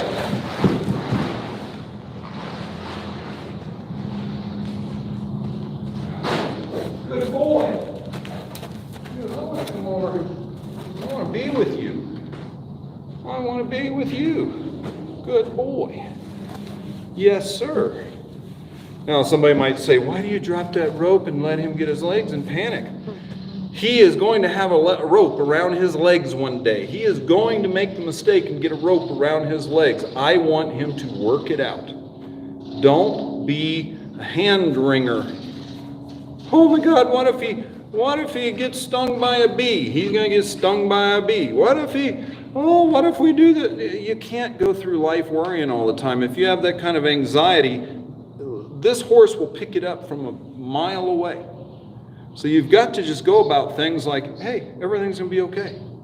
And if it isn't okay, I deal with it when it's not okay, but I am prepared for it if it's not okay. And that's a weird philosophy sometimes. People, oh, but I don't want this to happen to my horse. Get a guinea pig, because crap happens to horses. You could put these guys in a padded room and they're going to cut themselves. We all say that. We all know that. So what do? We try to do the best by them that we can. I try to prepare them for the things that happens to them. Okay? So if he was going to get a rope around his legs, hey, let's put a rope around his legs. Let's get him prepared for a rope around his legs. Now I'm going to rub him and say, hey man, good boy. Good boy. Now when he first started, that would be a panic thing. Well, let's say I want to toss the rope up over him. Good boy. Do I do it 552 times like some people say? You got to do it till they're just numb to it. No, not at first. Later on, I want to do it as much as I want to, but at first, we let them overcome and contemplate it and think about it. Good boy. That popper slapped him. Who's a baby? Who's a big baby? Can he handle that? Yeah, he can handle that. Okay, I got this wild horse thinking about life right now. He's going, oh my God, this rope's all over me. What am I going to do? You know what I'm going to ask him to do? I'm going to say, hey, look at me, young man. Look at me. You're okay. You're okay, because you know why you're okay? You're with me. You're with me. Good boy. Come on. Let's be with me. Good boy. Good boy. That's a good example right there. Let him overcome. Let him understand. You're not going to let him get hurt. He may still get hurt sometime. You know, you did your best not to let him get hurt. What do you say, buddy? All right. I could keep doing stuff all night. Some of you have probably gone to sleep. That's okay. How many millions of people do we not have? Trick question. We're short about 8 billion people, but you know. Okay. All right, let's take some more questions and see what people have to criticize, pick on me, tell me never to work a horse again in my life. Actually, people have been relatively quiet. They're saying good things, like he's a good chap, he's a good looking horse. Somebody went to bed. Huh? Okay. Anything special? I don't know, does anybody have any questions? Otherwise, we're going to put my feet up and relax. Yeah. I've been doing this all day. Yeah. Well, one of the girls, Maria, says we're not a criticizing bunch, which is true. My viewers don't. Are you all Canadian? I would understand it then. If you were in America, I'd get 92 critical comments. Well, that's not what Mustang man does. Oh, for goodness sake. No, there's a pile of Americans on this channel. So, being American, I'm not sure if you get to talk about Americans in such a way, but I guess you do. No, everybody's been really, really, I mean, everybody here is here to learn. They're very, very positive. They ask good, critical, not critical and criticizing, all of the but questions we've gotten today were thoughtful, concise questions. What about this? Why do you do this? Why? Yeah. And that's what I love. See, on my YouTube channel, if somebody asks me a question, God, I am all for answering them. But when somebody comes on and doesn't ask me a question and just comes off the wall with some silly thing, no bearing on what I'm doing, then I just have to hit the delete button. Yeah. Or eviscerate them. It depends on the mood that I'm in. And I'm normally not in a combative mood when I go on there and answer questions. I love to help people out because I want them to have success for their horses. And I've got great subscribers and students all over the world now that come to me through YouTube. In fact, Graham came to me through YouTube, so that was a great deal. And I love sharing and gaining knowledge from other people, because this is the thing I try to explain to people. Even an amateur may have had one experience that, what are you doing? One experience that they handled a certain way that I might go, that is bloody genius. The so-called expert, how you did that, because you are a nibbly, mouthy little horse. How to deal with horses that are mouthy, but I think mouthy and bitey is subjective. This guy's not super bitey. No. He's a playful, lippy horse. And so I will bump him off of me if I have to, but I don't want to penalize him for just being playful. But if that playfulness turns into, you better not, turns into, then I'm gonna square him away, whether it be the halter and bump him back, or if he nibbles my arm, I got no hesitation in giving him a little pop and letting him know the consequences of that, and that is not the right answer for what we want to do. Yeah.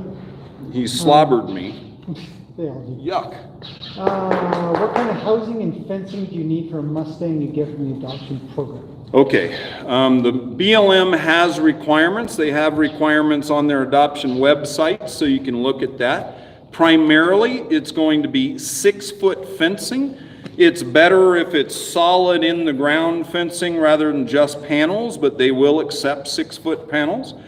6-foot minimum, because these horses can jump.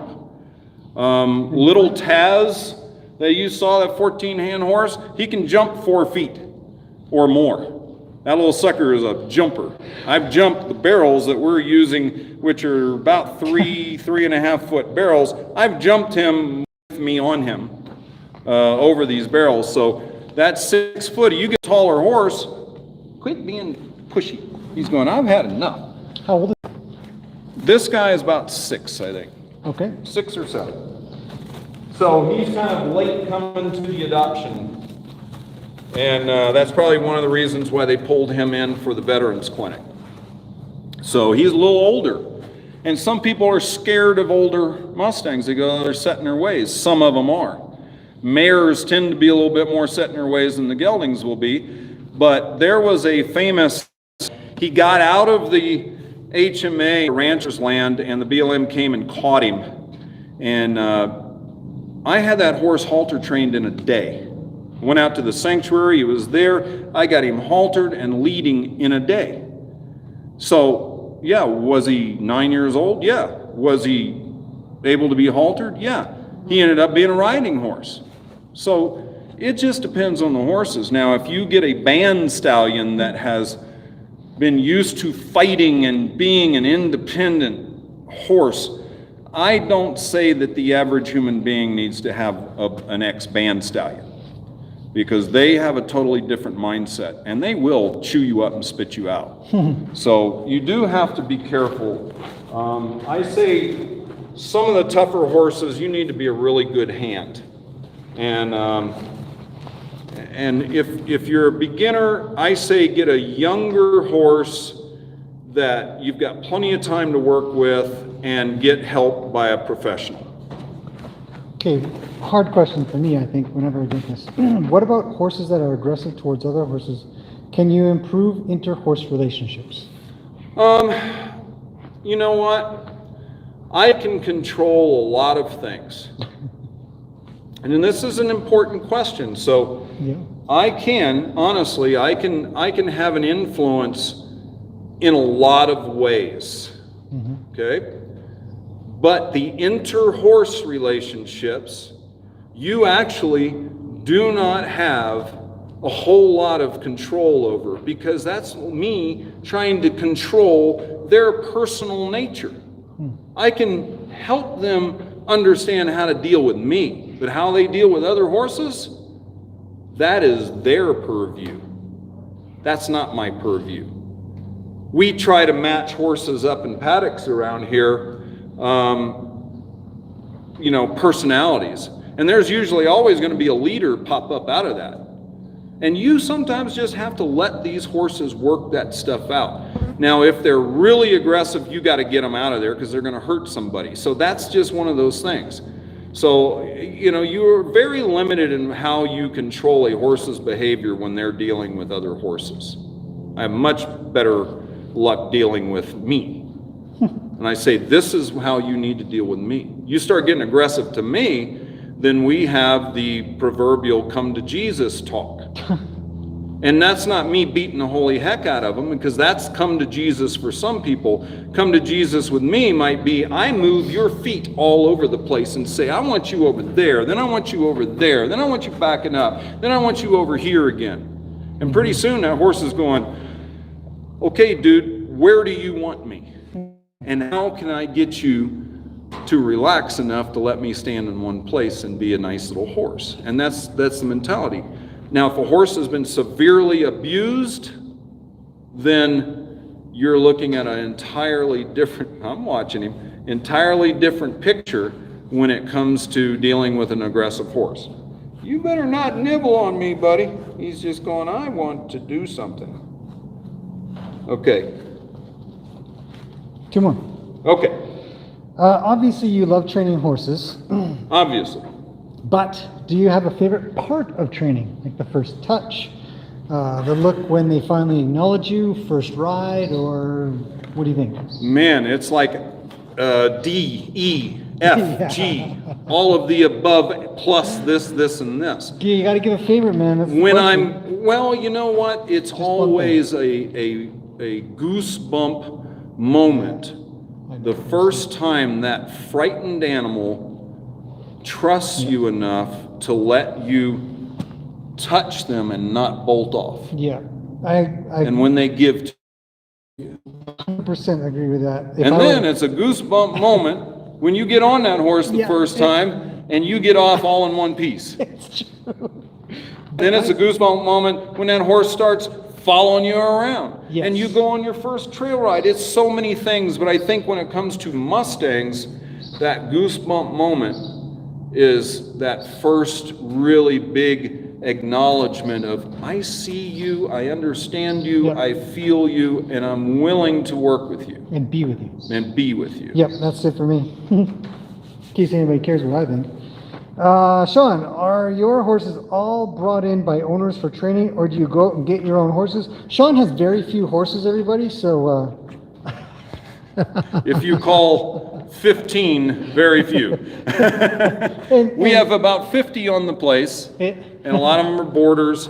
Most of the horses now, I own 4 Mustangs now. I own 6, and I gave 2 of them. One of them was a little rescue Mustang that was about 13 hands, looked just like Taz, had been horribly mishandled. You put any pressure on her, she'd rear up on her hind feet. She was way too small for me to ride, so I could never get where I needed to get with her. But we got her where she'd lead, we could pick up her feet, we could do the necessary things we wanted to do to her. But she was never going to be a working horse, because she was about 10 when I got her, and she had been, apparently passed around and ended up at a podunk rescue. And I took her and my 20-something-year-old Mustang mare and was allowed to put them out on Black Hills Wild Horse Sanctuary and give them that gift of freedom that they started out with and have it there for the rest of their life. Now, the other Mustangs that I have, I brought them in either through the Mustang makeover, or I had a client bring Granite, my gray Mustang, in, and he was totally unsuitable for this client. And yet I sold her one of my best horses, a beautiful reservation Mustang off of Pine Ridge in South Dakota that I had gotten in, beautiful blue roan mare. She was my go-to big, beautiful horse. And I said, this lady deserves a horse that she can wholly rely on, and that horse deserves a life of being spoiled rotten and taken care of and going on trail rides the rest of her life instead of me working her the way I do, using her for clinics and all this other stuff. So I kept Granite because he needed me. I have a Kiger Mustang that put his previous owner in the hospital with a broken hip, and he needed me. So he'll be with me probably forever. But most of the horses I have now are horses that clients want me to help them pick out. And I like to do that because I can look at horses in the herd and pick up little things, little subtleties that tell me that horse is going to be willing to work with the clients and me. And I try to take the personality and the ability of the clients, I know, He's so goofy. the ability of the clients, and try to match them up with a wild horse. With the client understanding, you got to work with me to get out of your horse what I get out of your horse. Yep. And that's one of the difficult things. But luckily, for the most part, I've had some great clients. Been a couple that, didn't do that, but, you can't force people to do things. Yep. I just choose now to typically try to work with people that can either, like his owner comes to me every other weekend. In fact, she's coming the day after, actually she's coming the day that Graham's leaving, and I'm actually now doing 2 horses for her, 2 Mustangs, and she flies in, she travels the country for work, and she flies in every other weekend for 2 or 3 days to work with me, see their progress. I love that. Mm-hmm. But can everybody afford it? No. So I prefer to work with people locally, but if I can't work with them locally, if you are from out of town, you have to have the wherewithal and the means to come work with me at least once a month to know where your horse is. And then when we're getting closer to the time the horse goes home, you got to come and work with me for a lot before that horse goes to you. Because it's not a good service to the horse for me just to get all what I do. And if you can't ride anywhere near me or have the confidence that I have, that horse is going to pick it up. And then people are calling me, that horse isn't doing this and that. That's not my fault. It's not his fault. Mm-hmm. They have to come. They have to put in the effort. You are a lippy goofball. That's it. That's it? For now. No more questions? People have had a How lot of many questions hours come have we through. been doing this? 4 hours now. Oh man. Well, this has been real fun. I'm so happy that we could do this. This is the first live stream. I'm usually rambling on my videos like this. I kind of pretend they're live stream, but it's great getting the comments and the questions right back at me. So and sometimes, I can see where in my future, if I'm working with a horse and somebody asks me a question, I can work with that horse and try to answer that question right there. Yep. By working the horse. What if I do? Yep. So this is going to be a great avenue down the road. And Hunter says, this is my good side, sort of. What do you say, man? Everybody has been very thankful. Thanks to the both of us for You're welcome. putting us on and taking the time out to Very welcome. to do this and essentially teach so much in one. I mean, it's Yeah, a we couple covered hours. a lot of It's a- deal. It's a big deal. Yeah. Now, what I always tell my students in their clinics and things like that, your brain is going to be leaking out of your ears. If you retain 0.05% of what you you got that clinic or that lesson. The next time, if you get another 0.05, okay, now you're at 0.1. Yep. And we got a long way to go from there. But Yeah. every time you grasp one just fraction of what we're working on, or pick up one technique or body position, you're making progress. If it's just all a blur, then try to concentrate a little harder and put your glasses on. Boy, everything's a blur if I don't put glasses on. Yeah. Right? You're a big old chestnut blur. Well, Hunter thanks everybody, and he's been very good today. You see the difference in this horse from yesterday to today. He says, okay, I got used to you. I'm standing around being a Better with goof. the bag. And this is a great experience for this horse. Yes. Just being fairly patient, Yes. except for the nibble. Do you want that bottle? Is that what it is? You're a pretty goofy horse. Any last questions? Or Everybody's just thankful, and I think it's a wealth of information. Everybody's learning, and one of my friends actually taking care of the place right now says she loves Hunter. Oh, yeah. She has a standard bred. Yeah. And I've worked with quite a few standard breds. I love standard breds. Yeah. Very, very. We get him in from time to time. I'm training a saddlebred that was a dangerous horse when he came in. He loves people now. Big old goof. Looks like a giraffe. Yep. Neville Longbottom. Yeah, he's cool. He's a funny little horse. Now, all you folks that have watched this, just like Graham, I have programs. If you're trying to get a good foundation, and I'm sure Graham can work a program out with you too, but just like Graham flew in here for several days, our upstairs tenant has a room designated kind of as a bed and breakfast for a certain amount of money per night. You come and you work with me. We try to get at least a good foundation, over 2 or 3 days. I say just one day is not going to be enough. Your brain would just explode. Graham's going to go home and sleep for a week after this because we have talked about a billion aspects of horses and horse training, and there's probably, so many subjects we haven't even touched yet. Yep. So you come once or twice and then start grasping things. And I always have horses at different levels to work with. Yeah. We got horses like Taz and Rocket that are much higher level. I got horses like Hunter that we can work with, even though he's a client horse. The more people that help me work with him and get him used to other people, that's a benefit to me. Yeah. Don't you grab me, I will bite your nose. Yes. He's going, I'm bored. Yeah. So if you're ever interested, then, you can either contact Graham or contact me, like I said, through Colorado Reinsman or through spiritheartranch@gmail.com. That's my business email. And I am going to get back to YouTube here when I get some of my projects done and put some more videos up, probably get some of this high-tech garbage that Graham's talking me into to do this. I'll get them back online I think shortly. this is a great avenue to help people. Yeah. So I'm looking forward to that. I'll bug him every week. He'll get fed up. I'll say, well, you asked for it. I like money. Graham went with me to the feed store. He knows how much I spend on grain, fly spray, salt blocks, everything else. So I need clients. Yeah, it's a big tool.